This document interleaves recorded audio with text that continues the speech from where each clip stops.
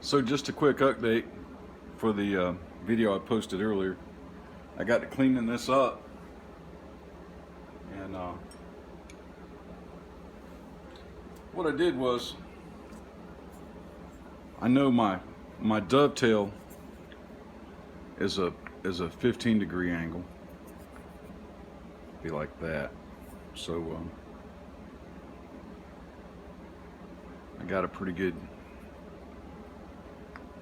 less angle on this part of it, so I know that's needs to be built back up.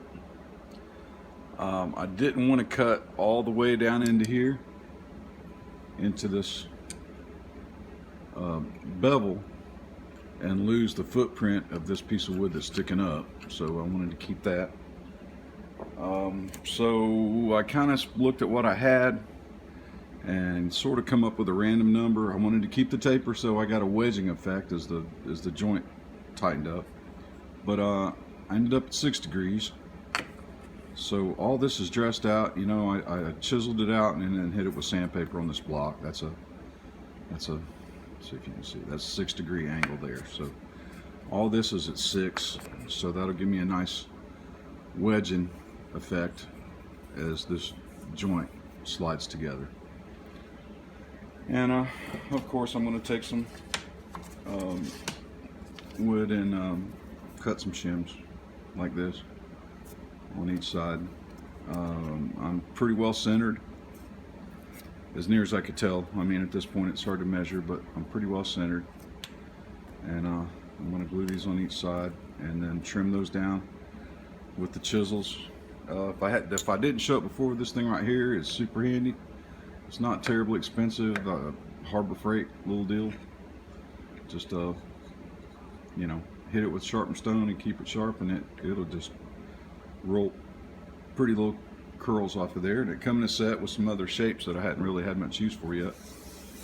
I did find a couple of cracks in the heel of the neck in this part over here. You really can't see them now, but I thought it was just in the finish here, you know, on the outside. But as I got this sanded off, I could see a couple little cracks in here, and I just filled those with CA glue, and hopefully that'll be okay.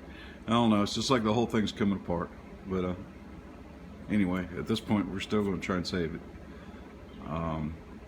The reason why I wanted to post the update, if you remember from the first video, this had a big screw, a big common screw coming up through the heel and into the neck block inside the body, and I wanted to do away with that. And so I was preparing to you know, I measured the depth and everything. I just got me a little 1/4-inch dowel here. I was gonna go ahead and knock that down flush and, you know, glue that in there and fill that, because I didn't think it was necessary. But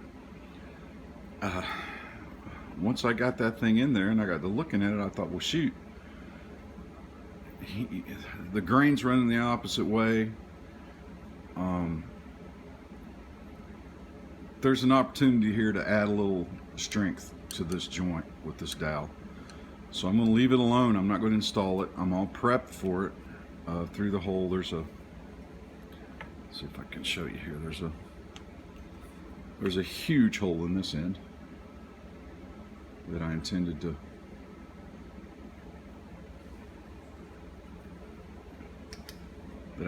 to fill. Just enormous. But anyway, as you can see, I'm all prepped in there for the dowel. So I'm going to wait until I get this neck on and I got it where I want it, and then I'm going to drop that bit, that hole, straight on down through, and let it help this joint, maybe lend a little more strength to it, because it's kind of flaky. I'm sure people who know about this stuff and do it professionally is probably kind of snickering at what I'm doing here, but anyway, that's the plan. Just a little update. I'm going to reinforce the neck joint with the dowel, and I got this cleaned up and ready for glue up. I had a chunk missing out of here. I'm not going to try and get down to that because it doesn't really matter anyway. I don't believe. I hope it doesn't. But anyway, just a little update, and thanks again for watching.